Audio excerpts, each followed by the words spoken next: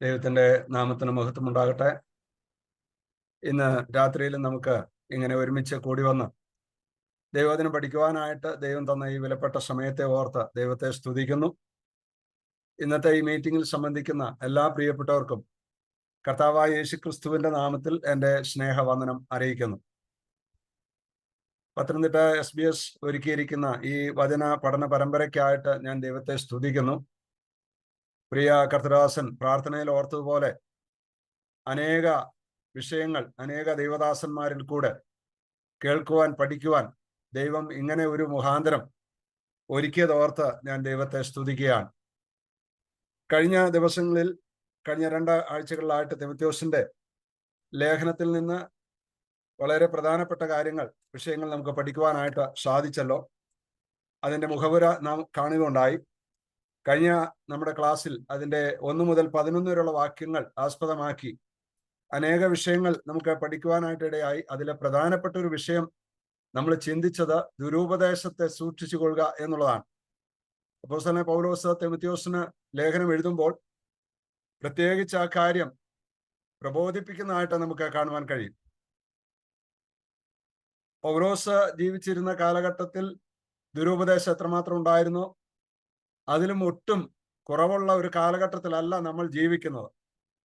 അതുകൊണ്ട് നമ്മൾ എത്രമാത്രം ഈ വിഷയത്തെക്കുറിച്ച് ധാരണയുള്ളവരായിരിക്കണം എന്നുള്ളത് നമ്മൾ പഠിക്കുകയും മനസ്സിലാക്കുകയും ഉപദേശ സത്യങ്ങളിൽ നിലനിൽക്കുകയും ചെയ്യേണ്ടത് ആവശ്യമാണ്.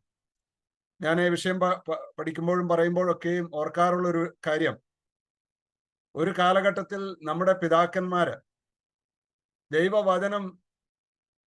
ദൈവവചനത്തെ സ്നേഹിക്കുകയും ദൈവവചനം വായിക്കുവാനും പഠിക്കുവാനും വളരെയധികം സമയം അവർ കണ്ടെത്തുകയും ചെയ്തു. അതിൻ്റെ അനന്തരഫലങ്ങളായിട്ടാണ് ഇന്നത്തെ തലമുറ ഈ നിലയിൽ അനുഗ്രഹിക്കപ്പെടുവാനായിട്ട് ഇടയായത്. പക്ഷേ ഇന്നത്തെ തലമുറ ദൈവവചനത്തിൽ നിന്ന് അകന്നു പോകുന്ന ഒരവസ്ഥയാണ് നമുക്ക് എവിടെയും കാണുവാനായിട്ട് കഴിയുന്നത്. അത് വളരെ ദുഃഖത്തോടെ ഞാൻ ഓർപ്പിക്കുകയാണ്. ബ്രദറൻ വിശ്വാസികൾ, വേർപെട്ട ദൈവജനം ഈ നിലയിൽ അനുഗ്രഹിക്കപ്പെടുവാൻ ഇടയായത്, ആത്മീകമായിട്ടും ഭൗതികമായിട്ടും അനുഗ്രഹിക്കപ്പെടുവാൻ ഇടയായത് നമ്മുടെ പൂർവ്വപിതാക്കന്മാര് വിശ്വാസത്തിന് വേണ്ടിയും ദൈവവചനത്തിന് വേണ്ടിയും അവർ കൊടുത്ത വിലയുടെ ഭാഗമായിട്ടാണ്. എന്നാൽ ഇന്നത്തെ തലമുറ ദൈവവചനത്തിൽ നിന്ന് വളരെ അകന്നു പോയിക്കൊണ്ടിരിക്കുന്ന, അല്ലെങ്കിൽ ദൈവവചനത്തിന് പ്രാധാന്യം കൊടുക്കാതിരിക്കുന്ന, ദൈവവചനം വായിക്കുവാനും പഠിക്കുവാനും അതനുസരിച്ച് ജീവിക്കുവാനും തങ്ങളെ തന്നെ സമർപ്പിക്കാത്ത ഒരവസ്ഥയിലാണ് ആയിരിക്കുന്നത് എന്നുള്ളത് വളരെ ദുഃഖകരമായ കാര്യമാണ്. അതുകൊണ്ട് നമ്മൾ ഈ ദൈവവചനം പഠിക്കുമ്പോൾ അത് നമുക്ക് ദൈവവചനത്തിലേക്കൊന്ന് മടങ്ങി വരുവാൻ തക്കോണം ഇടയായിത്തീരണം. നെഹെമ്യാവിന്റെ കാലത്ത് ഇസ്രായേൽ ജനം ദൈവവചനം വായിക്കുവാനും തങ്ങളെ തന്നെ ദൈവസന്നിധിയിൽ താഴ്ത്തി പാപങ്ങൾ ഏറ്റുപറഞ്ഞ് പ്രാർത്ഥിക്കുവാനും ദൈവത്തിങ്കിലേക്ക് അവർ മടങ്ങി വരുവാനും ഇടയായതുപോലെ വേർപെട്ട ദൈവജനം ഈ നാളുകളിൽ ഒന്ന് മടങ്ങി വന്നെങ്കിൽ കൊള്ളായിരുന്നു എന്ന് ഞാൻ എൻ്റെ ഹൃദയത്തിൽ ആഗ്രഹിക്കുകയാണ്. നമുക്ക് ഇന്ന് അതിൻ്റെ 1 അധ്യായം 12 മുതലുള്ള വാക്യങ്ങളാണ് വായിച്ച് നാം ധ്യാനിക്കുവാനായിട്ട് പോകുന്നത്. നമ്മളെല്ലാ വാക്യങ്ങളും ഒരുമിച്ച് വായിക്കുന്നില്ല. നമ്മൾ ഓരോ വാക്യങ്ങൾ വായിച്ച് അതിലെ കാര്യങ്ങൾ ചിന്തിച്ച് നമ്മൾ മുമ്പോട്ട് പോവുകയാണ് സമയത്തിന്റെ പരിധി മുഖാന്തരം. തിമോഥെയോസിന്റെ 1 ലേഖനം 1 അധ്യായം 12-13 വാക്യങ്ങൾ ഞാൻ വായിക്കട്ടെ. എനിക്ക് ശക്തി നൽകിയ ക്രിസ്തു യേശു എന്ന നമ്മുടെ കർത്താവ് എന്നെ വിശ്വസ്തൻ എന്ന് എണ്ണി ശുശ്രൂഷയ്ക്കാക്കിയത് കൊണ്ട് ഞാൻ അവനെ സ്തുതിക്കുന്നു. നമ്മൾ ഈ ഭാഗം അതിൻ്റെ 2ാമത്തെ പോയിന്റ് ആണ്. അതായത് സുവിശേഷ പ്രഘോഷണം 1 അധ്യായം അതിൻ്റെ 12 മുതൽ 17 വരെയുള്ള വാക്യങ്ങൾക്ക് കൊടുത്തിരിക്കുന്ന ഹെഡ്ലൈൻ എന്ന് പറഞ്ഞാൽ അതിൻ്റെ തലവരി സുവിശേഷ പ്രഘോഷണം എന്നുള്ളതാണ്. പൗലോസിന്റെ പദവി യേശുക്രിസ്തുവിനെ സേവിക്കുവാൻ ഇടയായത് ഒരു വലിയ പദവിയായിട്ടാണ് പൗലോസ് മനസ്സിലാക്കിയത്. അതിൻ്റെ 12ാം വാക്യത്തിൽ പൗലോസ് പറയുകയാണ്, എനിക്ക് ശക്തി നൽകിയ ക്രിസ്തു യേശു എന്ന നമ്മുടെ കർത്താവ് എന്നെ വിശ്വസ്തൻ എന്ന് എണ്ണി ശുശ്രൂഷയ്ക്കാക്കിയത് കൊണ്ട് ഞാൻ അവനെ സ്തുതിക്കുന്നു. നമുക്കറിയാം, അപ്പോസ്തലനായ പൗലോസ് ദൈവത്തിൽ നിന്ന് പ്രത്യേകമായി ശക്തി പ്രാപിച്ച ഒരു വ്യക്തിയാണ്. അപ്പോസ്തലനായ പൗലോസ് ഈ തിമോഥെയോസിന്റെ ലേഖനം എഴുതുന്നതിനൊക്കെ മുമ്പാണല്ലോ ഫിലിപ്പിയ ലേഖനം എഴുതുന്നത്. ഫിലിപ്പിയ ലേഖനം എഴുതുന്ന സമയത്ത് അപ്പോസ്തലൻ പൗലോസ് കാരാഗ്രഹത്തിലാണ്. നമുക്കറിയാം, കാരാഗ്രഹ ലേഖനങ്ങളിൽ ഉൾപ്പെട്ടതാണ് ഫിലിപ്പിയ ലേഖനം. ഫിലിപ്പിയ ലേഖനത്തിൽ പൗലോസ് പറയുന്നുണ്ട്, അതിന്റെ 4-ാം അധ്യായം 13-ാം വാക്യം, എന്നെ ശക്തനാക്കുന്നവൻ മുഖാന്തരം ഞാൻ സകലത്തിനും മതിയാകുന്നു. കർത്താവിൽ നിന്ന് പ്രത്യേകമായി ശക്തി പ്രാപിച്ച വ്യക്തിയാണ് പൗലോസ്. അത് കൊരിന്ത്യർക്ക് എഴുതിയ 2-ാം ലേഖനം 12-ാം അധ്യായം 9-ാം വാക്യത്തിലും പൗലോസിനുണ്ടായ ആ കർത്താവിന്റെ മറുപടി അവിടെ രേഖപ്പെടുത്തിയിട്ടുണ്ട്. എന്റെ കൃപ നിനക്ക് മതി, എന്റെ ശക്തി നിന്റെ ബലഹീനതയിൽ തികഞ്ഞതാകുന്നു എന്ന് കർത്താവ് പൗലോസിനോട് നേരിട്ട് പറഞ്ഞത് പൗലോസ് രേഖപ്പെടുത്തിയിട്ടുണ്ട്. അപ്പോൾ പൗലോസിന് ദൈവത്തിന്റെ ശക്തി ലഭിച്ചിരുന്നു എന്നുള്ളത് വളരെ വ്യക്തമായിട്ട് നമുക്ക് കാണുവാൻ കഴിയും. ആ കാര്യം വീണ്ടും പൗലോസ് ഇവിടെ ഓർമ്മിപ്പിക്കുകയാണ്, എനിക്ക് ശക്തി നൽകിയ ക്രിസ്തു യേശു എന്ന നമ്മുടെ കർത്താവ്. അപ്പോൾ പൗലോസിന് നേരിട്ട് ശക്തി നൽകിയ കർത്താവിനെ കുറിച്ച് പൗലോസ് ഇവിടെ വിവരിക്കുകയാണ്. എന്നിട്ട് പൗലോസിന് എങ്ങനെയാണ് ഈ ശുശ്രൂഷ ലഭിച്ചത് എന്ന് പൗലോസ് പറയുന്നു. അവിടെ പറയുകയാണ്, എന്നെ വിശ്വസ്തൻ എന്നെണ്ണി ശുശ്രൂഷയ്ക്കാക്കിയത് കൊണ്ട് ഞാൻ അവനെ സ്തുതിക്കുന്നു. അപ്പോസ്തലൻ പൗലോസിനെ കർത്താവ് വിശ്വസ്തനെന്ന് എണ്ണി ഈ ശുശ്രൂഷ ഏൽപ്പിച്ചു എന്ന ബോധ്യം പൗലോസിന് ഉണ്ടായിരുന്നു. പ്രിയ ദൈവമക്കളെ, എന്നെ കേൾക്കുന്ന സഹോദരി സഹോദരന്മാരെ, നമ്മെ എല്ലാവരെയും കർത്താവ് വിളിച്ച് വിവിധ സ്ഥലങ്ങളിൽ ആക്കി വെച്ചിരിക്കുകയാണ്. അങ്ങനെ കർത്താവ് നമ്മെ വിളിച്ച് ദൈവമക്കളാക്കി നമ്മെ വിവിധ സ്ഥലങ്ങളിലാക്കിയിരിക്കുമ്പോൾ നമ്മളെ ആരായിട്ടാണ് ദൈവം ആക്കി വെച്ചിരിക്കുന്നത് എന്ന് പൗലോസ് പറയുന്നുണ്ട്. നമ്മൾ കൊരിന്ത്യർക്ക് എഴുതിയ 1-ാം ലേഖനം അതിന്റെ 4-ാം അധ്യായത്തിലേക്ക് വരുമ്പോൾ അവിടെ ഇങ്ങനെയാണ് പൗലോസ് പറയുന്ന 2-ാം വാക്യം, 1-2 വാക്യങ്ങൾ, ഞങ്ങളെ ക്രിസ്തുവിന്റെ ശുശ്രൂഷകന്മാരും ദൈവമർമ്മങ്ങളുടെ ഗ്രഹവിചാരകന്മാരും എന്നിങ്ങനെ ഓരോരുത്തൻ എണ്ണിക്കൊള്ളട്ടെ. ഗ്രഹവിചാരകന്മാരിൽ അന്വേഷിക്കുന്നതോ അവർ വിശ്വസ്തരായിരിക്കണം എന്നത്രേ. അപ്പൊ നമ്മൾ ഈ വിഷയം പഠിക്കുമ്പോൾ നമുക്ക് കാണുവാൻ കഴിയുന്നത് ദൈവം വിശ്വസ്തനാണ്. തിമോഥെയോസിന്റെ തന്നെ 2-ാം ലേഖനം 2-ാം അധ്യായം 16-ാം വാക്യത്തിൽ നമ്മൾ 13-ാം വാക്യത്തിൽ വായിക്കുന്നുണ്ട്, നാം അവിശ്വസ്തരായി തീർന്നാലും ദൈവം വിശ്വസ്തനാണ്. തിമോഥെയോസിന്റെ 2-ാം ലേഖനം 2-ാം അധ്യായം 13-ാം വാക്യം, നാം അവിശ്വസ്തരായി തീർന്നാലും അവൻ വിശ്വസ്തനായി പാർക്കുന്നു, അവന്റെ സ്വഭാവം ത്യജിപ്പാൻ അവന് കഴിയുകയില്ലല്ലോ. ദൈവം വിശ്വസ്തനായ ദൈവമാണ്. എബ്രായ ലേഖനം 10-ാം അധ്യായത്തിൽ നാം വായിക്കുന്നുണ്ട്, വാഗ്ദത്തം ചെയ്തവൻ വിശ്വസ്തൻ. അപ്പൊ ദൈവം വിശ്വസ്തനായ ദൈവമാണ്. എബ്രായ ലേഖനം 3-ാം അധ്യായം അതിന്റെ 2-ാം വാക്യത്തിൽ കർത്താവായ യേശുക്രിസ്തുവിനെ കുറിച്ച് നാം വായിക്കുന്നു, തന്നെ നിയമിച്ചാക്കിയതിലൊക്കെയും അവൻ വിശ്വസ്തനായിരുന്നു. യേശുക്രിസ്തു വിശ്വസ്തനാണ്, ദൈവം വിശ്വസ്തനാണ്. കൊരിന്ത്യർക്ക് എഴുതിയ 1-ാം ലേഖനം 10-ാം അധ്യായം 13-ാം വാക്യത്തിൽ നാം വായിക്കുന്നുണ്ട്, ദൈവം വിശ്വസ്തൻ.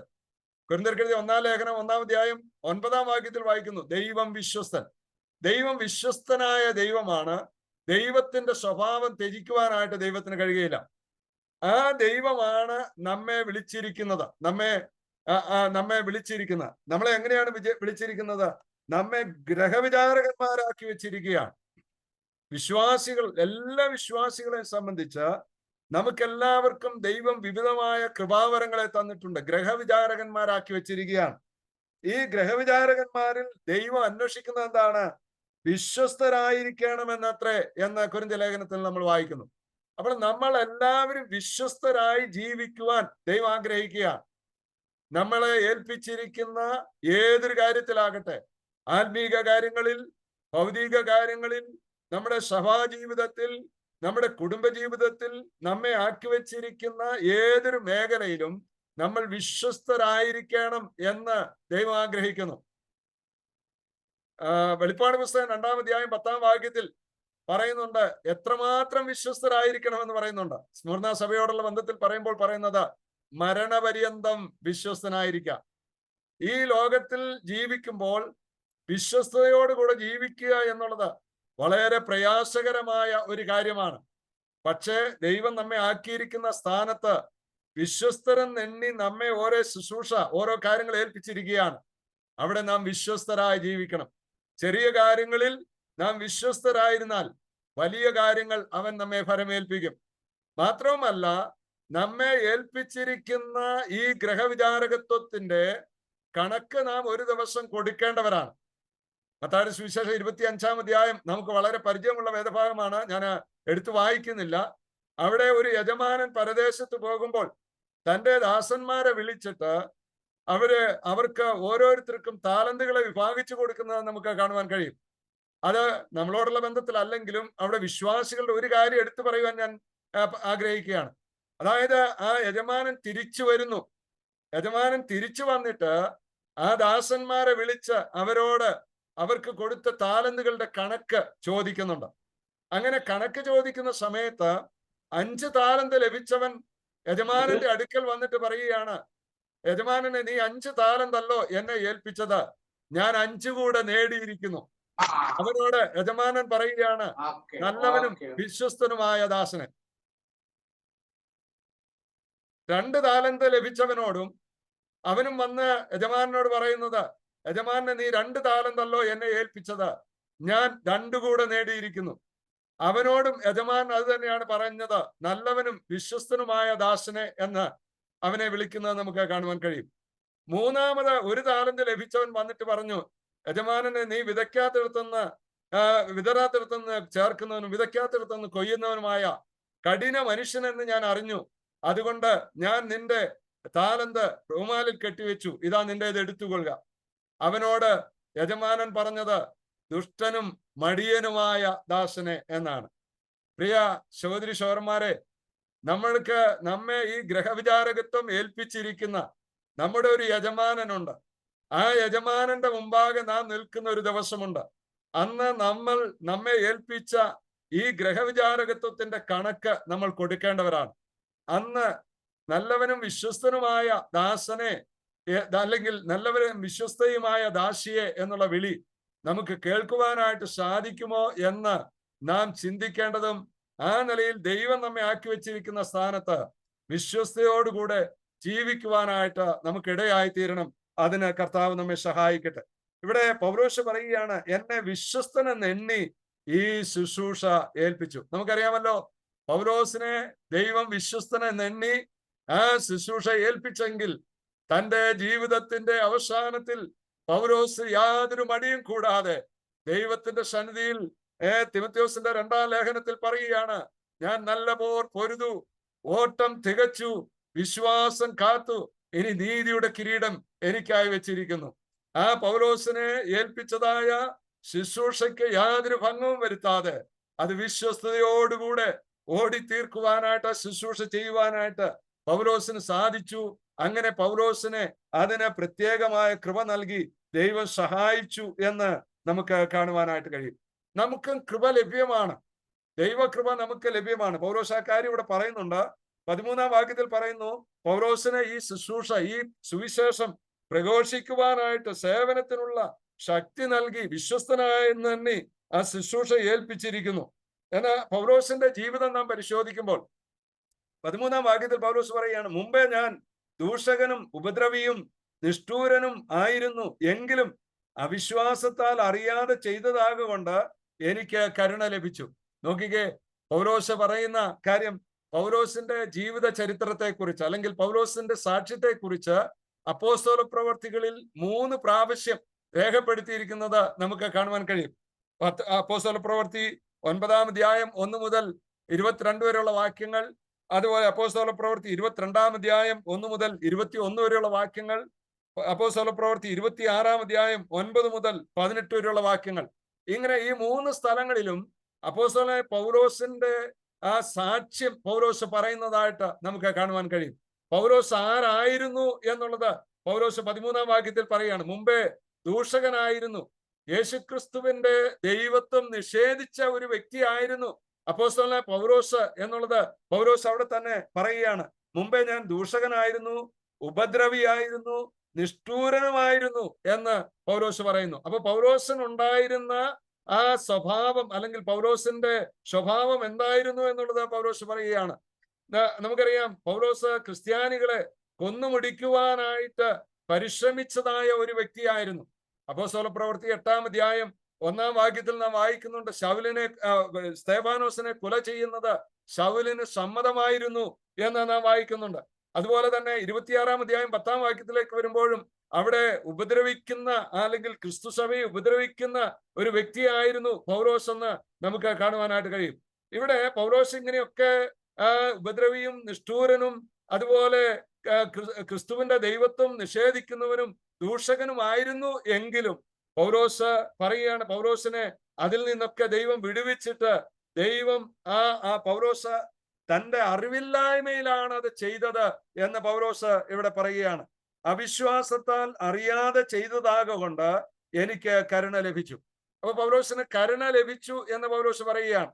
പൗലോസിന് കരുണ ലഭിച്ചു എന്ന് പറഞ്ഞാൽ പൗലോസിന് അർഹനല്ലാത്ത സ്ഥാനത്ത് പൗലോസിന് ദൈവം കരുണ നൽകി എന്ന കാര്യം പൗലോസ് അവിടെ ഓർമ്മിപ്പിക്കുകയാണ്. 14-ാം വാക്യത്തിലേക്ക് നാം വരുമ്പോൾ രണ്ടാമത്തെ വിഷയം 14-ഉം 15-ഉം വാക്യങ്ങളിൽ അവിടെ പൗലോസ് രണ്ടാമതായി നമുക്ക് കാണുവാൻ കഴിയുന്നത് എങ്ങനെയാണ് പൗലോസ് രക്ഷിക്കപ്പെട്ടത് എന്ന് പറയുകയാണ്. അതിന്റെ 14-ഉം 15-ഉം വാക്യങ്ങളിൽ നമ്മുടെ കർത്താവിന്റെ കൃപ ക്രിസ്തുയേശുവിലുള്ള വിശ്വാസത്തോടും സ്നേഹത്തോടും കൂടെ അത്യന്തം വർദ്ധിച്ചുമിരിക്കുന്നു. ക്രിസ്തു യേശു പാപികളെ രക്ഷിപ്പാൻ ലോകത്തിൽ വന്നു എന്നുള്ള വിശ്വാസവും എല്ലാവരും അംഗീകരിപ്പാൻ യോഗ്യവുമായ വചനം തന്നെ. ആ പാപികളിൽ ഞാൻ ഒന്നാമൻ. അപ്പോൾ പൗലോസ് നിഷ്ഠൂരനായിരുന്നു, ഉപദ്രവിയായിരുന്നു. പൗലോസ് ദൈവസഭയെ മുടിക്കുവാനായിട്ട് അധികാരപത്രം മേടിച്ചുകൊണ്ട് പുറപ്പെട്ട വ്യക്തിയായിരുന്നു. എന്നാൽ കർത്താവായ യേശുക്രിസ്തു തനിക്ക് പ്രത്യക്ഷനായി പൗലോസ് തന്റെ ജീവിതം കർത്താവായ യേശുക്രിസ്തുവിന്റെ കാൽക്കൽ അടിയറവ് വെച്ചു. അങ്ങനെ പൗലോസ് രക്ഷിക്കപ്പെടുവാനായിട്ടിടയായി. ആ രക്ഷിക്കപ്പെട്ടതിനെ കുറിച്ച് പൗലോസ് പറയുകയാണ്, കർത്താവിന്റെ കൃപ യേശുക്രിസ്തുവിലുള്ള വിശ്വാസത്തോടും സ്നേഹത്തോടും കൂടെ അത്യന്തം വർദ്ധിച്ചിരിക്കുന്നു.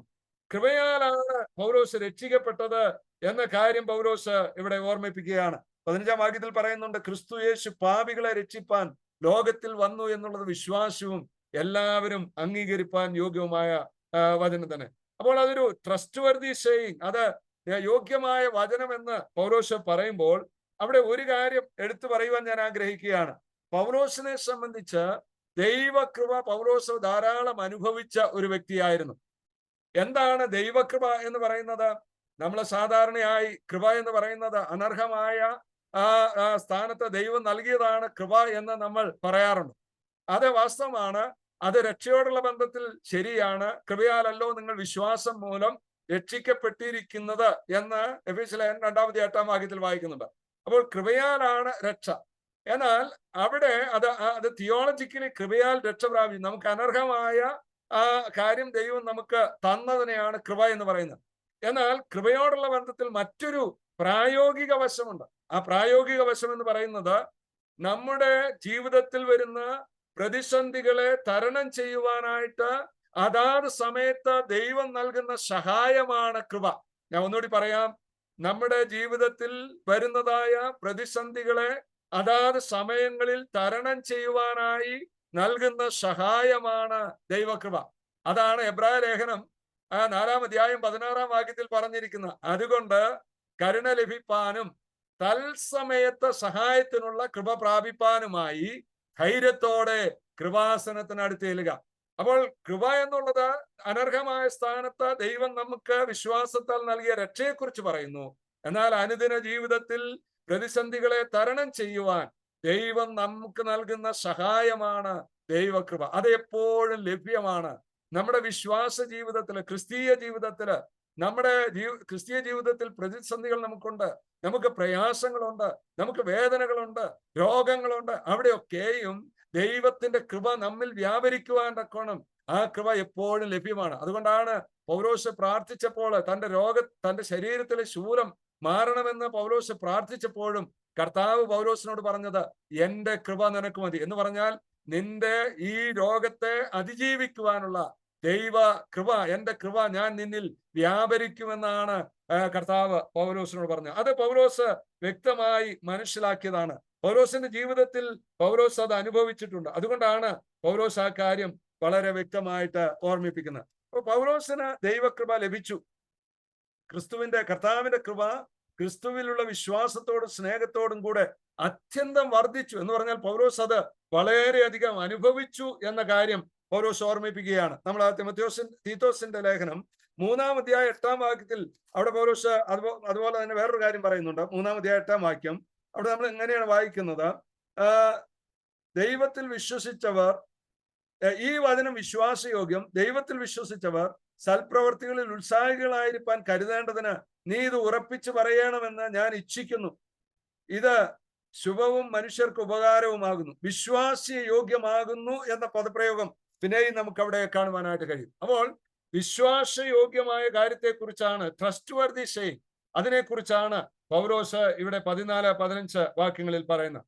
ഇനി മൂന്നാമതായിട്ട് നമുക്ക് കാണുവാൻ കഴിയുന്നത് അതിന്റെ 16-ാം വാക്യം, 1-ാം അധ്യായം 16-ാം വാക്യത്തിൽ നമ്മൾ വായിക്കുന്നു, ഇങ്ങനെ വായിക്കുന്നു: എന്നിട്ടും യേശുക്രിസ്തു നിത്യജീവനായിക്കൊണ്ട് തന്നിൽ വിശ്വസിപ്പാനുള്ളവർക്ക് ദൃഷ്ടാന്തത്തിനായി സകല ദീർഘക്ഷമയും ഒന്നാമനായി എന്നിൽ കാണിക്കേണ്ടതിന് എനിക്ക് കരുണ ലഭിച്ചു. അപ്പൊ കൃപയും കരുണയും, കൃപ എന്ന് പറയുന്നത് അനർഹമായ സ്ഥാനത്ത് അല്ലെങ്കിൽ നാം അർഹിക്കാത്തത് നമുക്ക് തരുന്നതാണ് ദൈവത്തിന്റെ കൃപ. കരുണ എന്ന് പറയുന്നത് നാം അർഹിക്കുന്നത് ദൈവം നമുക്ക് തരാതിരിക്കുന്നതാണ് കരുണ. എന്ന് പറഞ്ഞാൽ നാം അർഹിക്കുന്നത് നിത്യമായ നരകമായിരുന്നു. പാപികളായ നമ്മെ സംബന്ധിച്ച് നമുക്ക് അർഹമായത് നിത്യമായ നരകമായിരുന്നു.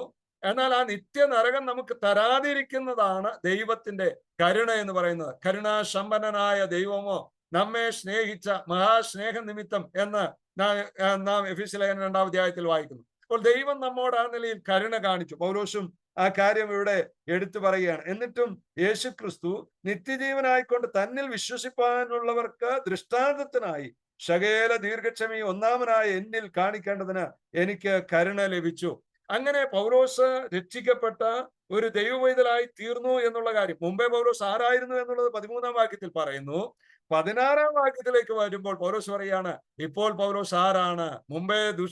മുമ്പേ ദൂഷകനായിരുന്നു, ഉപദ്രവിയായിരുന്നു, നിഷ്ഠൂരനായിരുന്നു.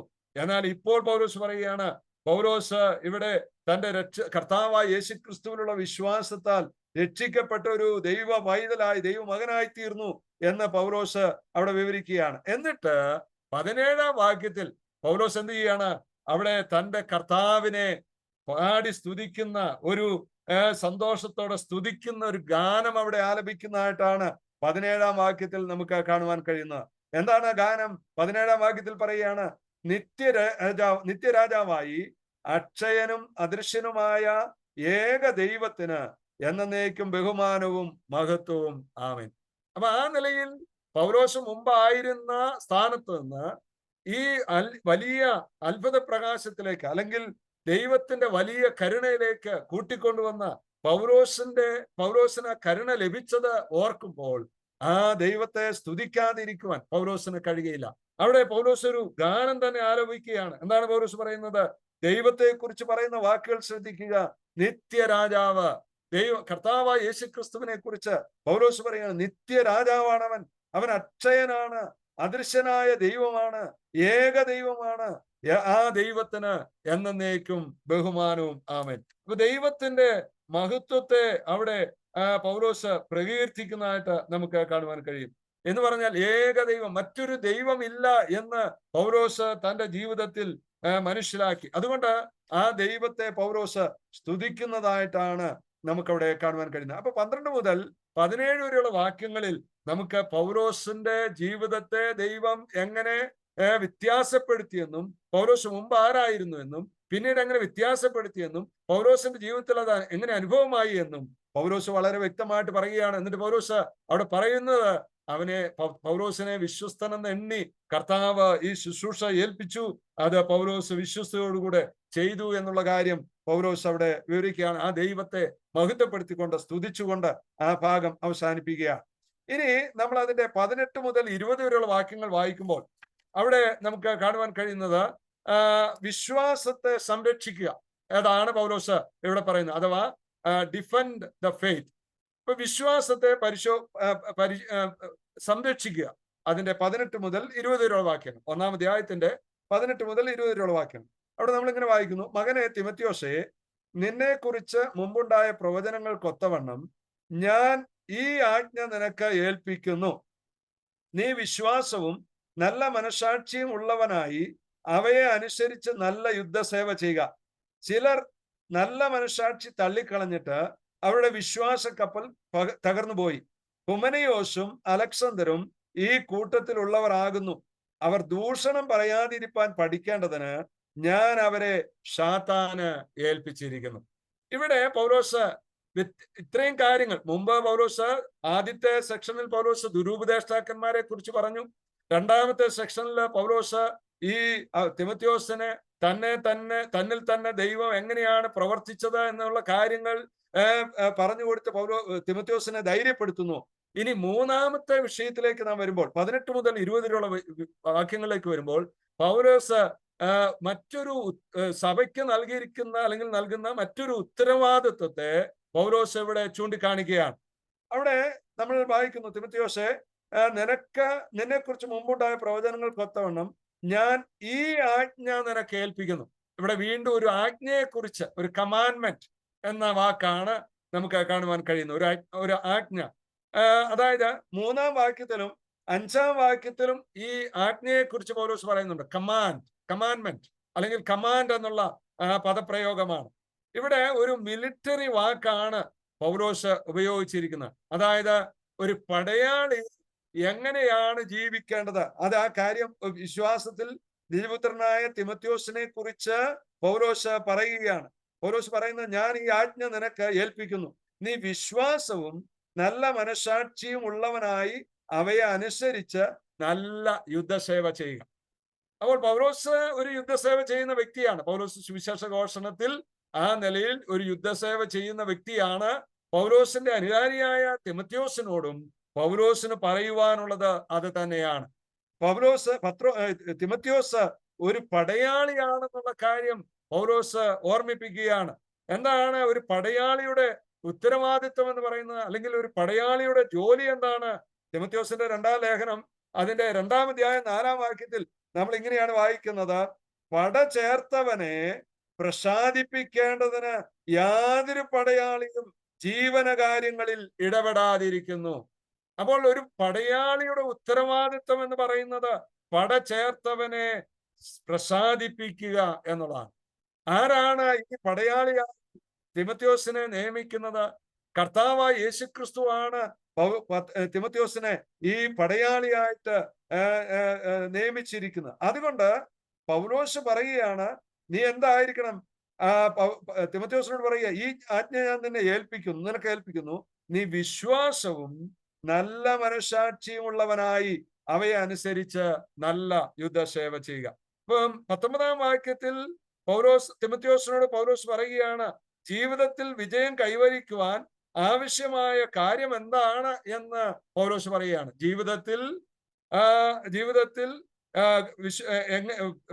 വിജയം കൈവരിക്കുവാൻ, ഒരു നല്ല പടയാളിയായിരിക്കുവാൻ, ഒരു നല്ല യോദ്ധാവായിരിക്കുവാൻ എന്താണ് തിമോഥെയോസിന് ആവശ്യമായിരിക്കുന്നത് എന്ന കാര്യം പൗലോസ് ഇവിടെ ഓർമ്മിപ്പിക്കുകയാണ്. എന്താണത്? നീ വിശ്വാസവും നല്ല മനസാക്ഷിയും ഉള്ളവനായി.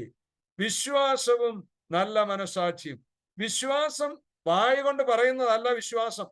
വിശ്വാസം പ്രായോഗിക ജീവിതത്തിൽ കൊണ്ടുവരണം. വിശ്വാസത്തെ കുറിച്ച് നമ്മൾ പഠിക്കുമ്പോൾ 1 രക്ഷയ്ക്കായുള്ള വിശ്വാസം, 2 പ്രായോഗിക ജീവിതത്തിൽ നാം അനുദിനം പാലിക്കേണ്ടതായ വിശ്വാസം. അതാണ് യാക്കോബിന്റെ ലേഖനത്തിൽ നമുക്ക് കാണുവാൻ കഴിയുന്നത്. കേവലം വിശ്വാസമുണ്ടെന്ന് വായ കൊണ്ട് പറയുന്നത് മാത്രമല്ല വിശ്വാസം.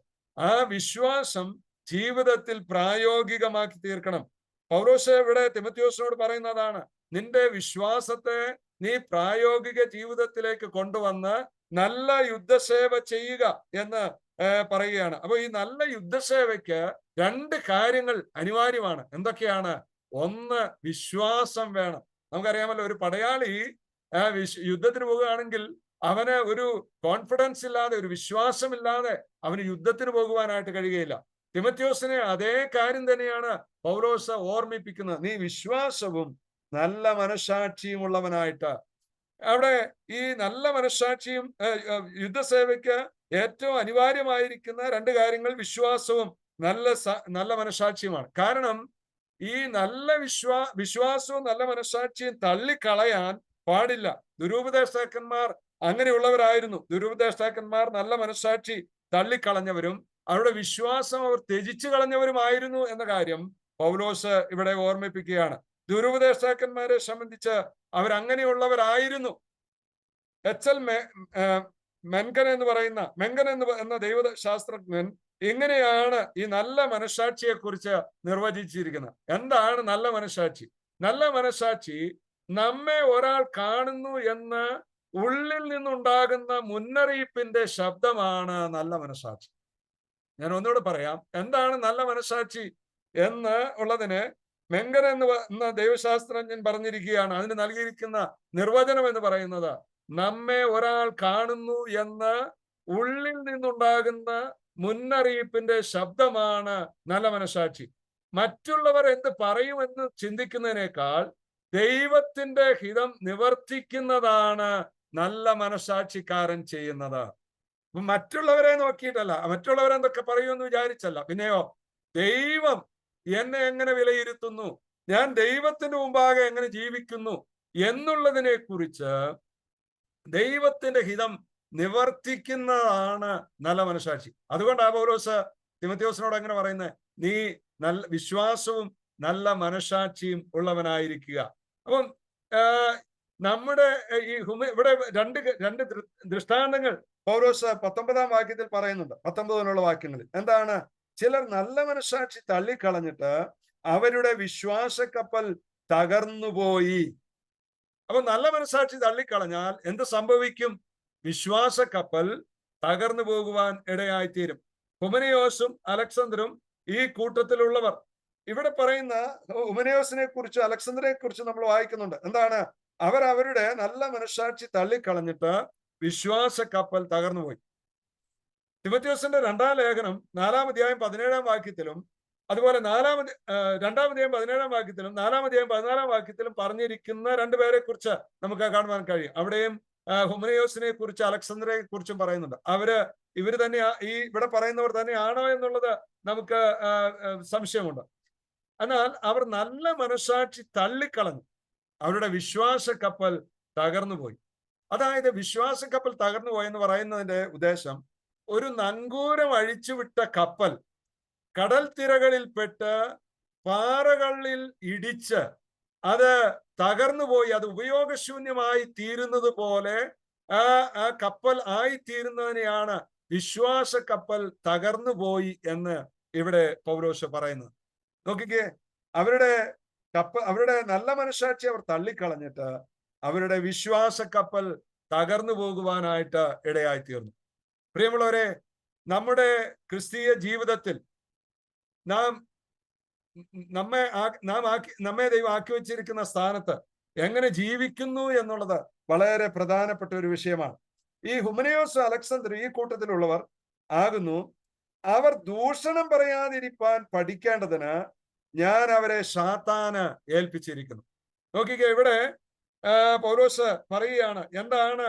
അവരുടെ വിശ്വാസക്കപ്പൽ തകർന്നുപോയി, അവരുടെ മനസാക്ഷി അവർ തള്ളിക്കളഞ്ഞു. അവരെ കുറിച്ച് പറയുകയാണ്, ഈ ഹുമനയോസും അലക്സാണ്ടറും ഈ കൂട്ടത്തിലുള്ളവരാണ്. അവർ ചെയ്തതായ പാപം എന്തായിരുന്നു, അല്ലെങ്കിൽ അവർ ചെയ്തതായ തെറ്റെന്തായിരുന്നു? അവരുടെ നല്ല മനസാക്ഷി തള്ളിക്കളയുവാൻ കാരണമായത് എന്താണ്? അവർ ദൂഷണം പറയുന്നവരായിരുന്നു. ഇത് ഒരു വലിയ പാപമായിട്ടാണ് ദൈവവചനത്തിൽ ചിത്രീകരിച്ചിരിക്കുന്നത്.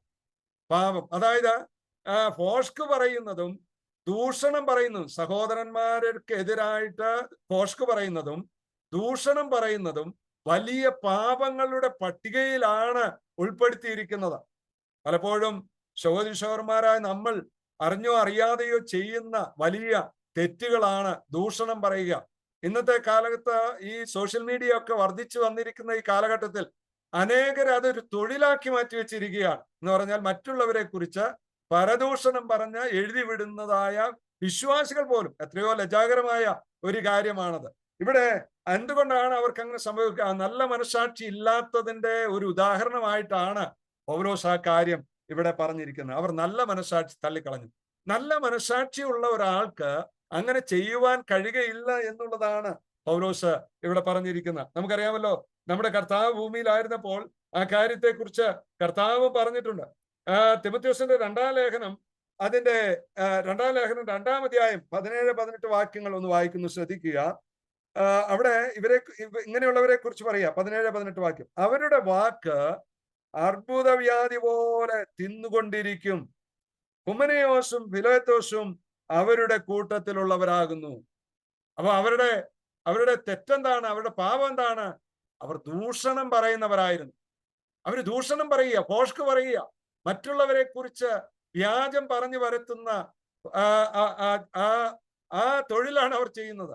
അവരുടെ നല്ല മനസ്സാക്ഷി അവർ തള്ളിക്കളഞ്ഞു. അവർ യഥാർത്ഥ വിശ്വാസികളും അല്ല എന്ന്, അല്ലെങ്കിൽ വിശ്വാസത്തിൽ നിന്ന് അവർ വ്യതിചലിച്ചു പോയി എന്നുള്ള കാര്യം കൂടെ പൗലോസ് ഇവിടെ ഓർമ്മിപ്പിക്കുകയാണ്. ഈ ഭോഷ്ക് പറയുന്നത് വലിയൊരു പാപമായിട്ട് തന്നെയാണല്ലോ കർത്താവ് പറഞ്ഞത്. നമുക്ക് യോഹന്നാന്റെ സുവിശേഷം അതിന്റെ 8-ാം അധ്യായത്തിലേക്ക് ഒന്ന് വരാം. അവിടെ കർത്താവ് പരീശന്മാരോടുള്ള ബന്ധത്തിൽ പറയുന്ന ഒരു വാക്കുണ്ട്.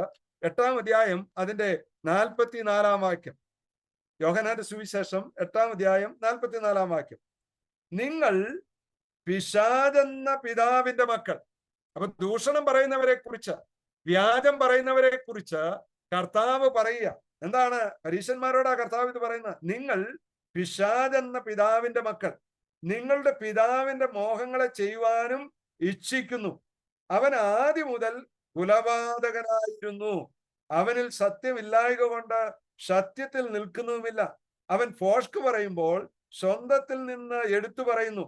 അവൻ ഭോഷ്ക് പറയുന്നവനും അതിന്റെ അപ്പനുമാകുന്നു.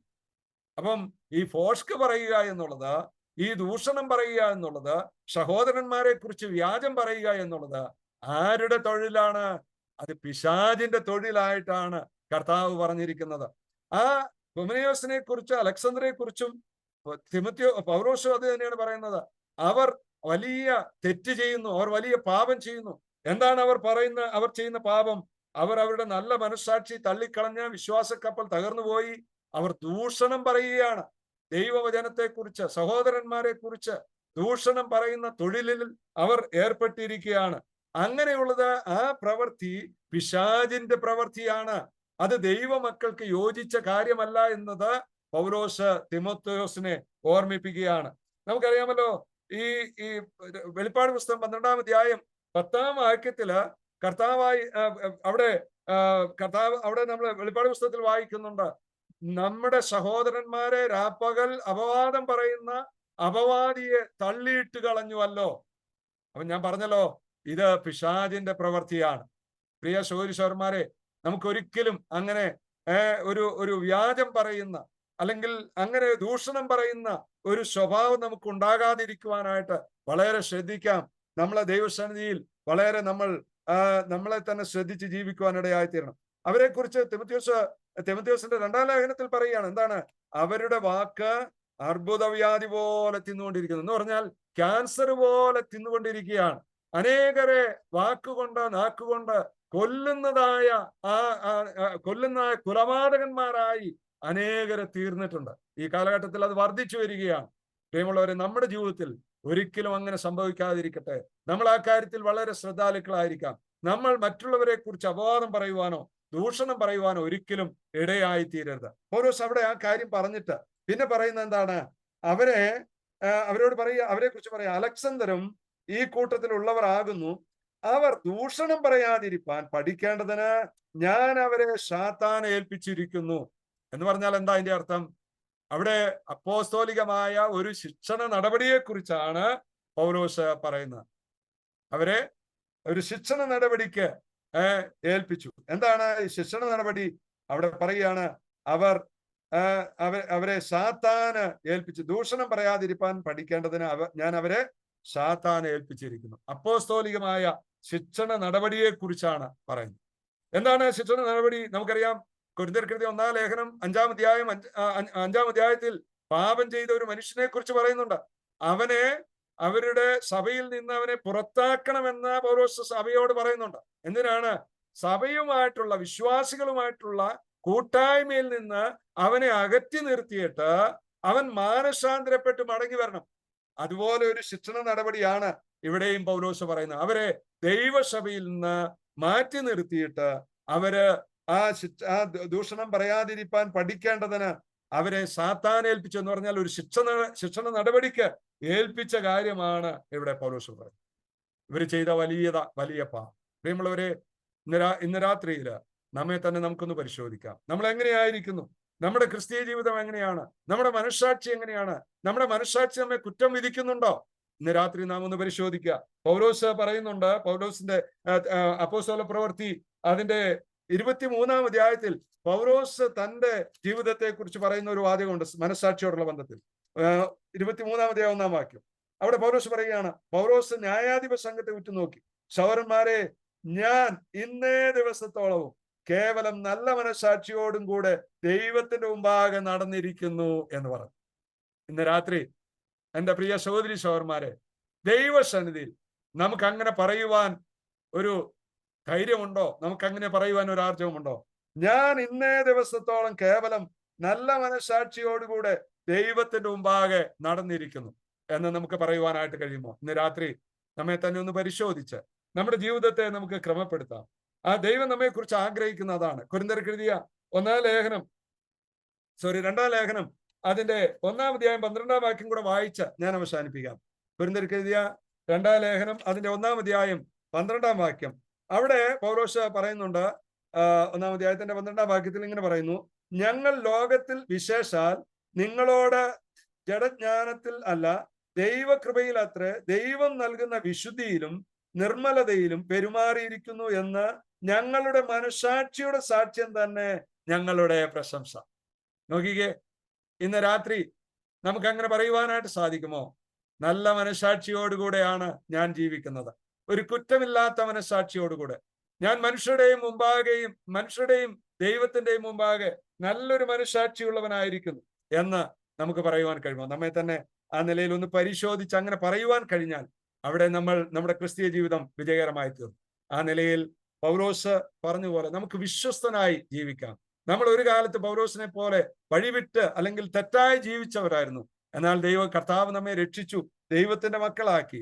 ഇന്ന് ദൈവത്തിന്റെ മക്കളാക്കിയിരിക്കുന്ന നമ്മൾ ഈ തിമോഥെയോസിനെ പോലെ നല്ല മനസ്സാക്ഷിയും വിശ്വാസവും ഉള്ളവരായി നല്ല യുദ്ധസേവ ചെയ്തുകൊണ്ട് കർത്താവിന് പ്രയോജനമുള്ളവരായി ജീവിക്കുവാൻ ദൈവമായ കർത്താവ് നമ്മെ സഹായിക്കട്ടെ. അതിന് ഈ പഠനം മുഖാന്തരമായി തീരട്ടെ. നമ്മെ തന്നെ ദൈവസന്നിധിയിൽ പരിശോധിച്ച് കർത്താവെ നല്ല മനസ്സാക്ഷിയുള്ളവനാണോ എന്ന് നമ്മെ തന്നെ പരിശോധിച്ച് നല്ല മനസ്സാക്ഷിയോടും വിശ്വാസത്തോടും കൂടെ വരുന്ന ദിവസങ്ങളിൽ ജീവിക്കുവാൻ ദൈവം നമ്മെ ഏവരെയും സഹായിക്കട്ടെ എന്ന് പ്രാർത്ഥിച്ചുകൊണ്ട് ഞാൻ എൻ്റെ വാക്കുകൾക്ക് വിരാമം കുറിക്കുന്നു. ദൈവത്തിന്റെ നാമത്തിന് മഹത്വം ഉണ്ടാകും.